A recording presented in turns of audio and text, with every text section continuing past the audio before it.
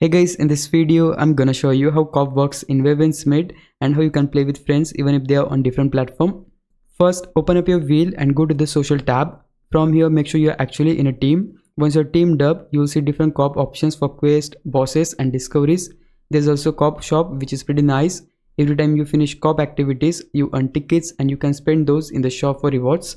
Now, if none of your friends are online, that's not a problem. You can still use matchmaking to team up with random players.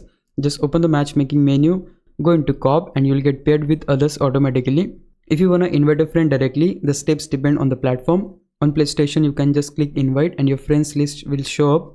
But if your friend is on Xbox, PC or Steam, you'll need to use the character ID. To find that, open the start menu. At the top, you'll see your character name and right under it is your character ID. You can copy it and send it to your friend or have them send theirs to you. Once you enter that ID in the search option, you can invite them, add them as a friend and play together across platforms.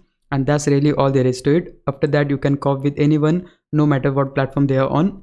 If you found this video helpful, please leave a like, subscribe the channel. I'll meet you in the next one. Bye bye.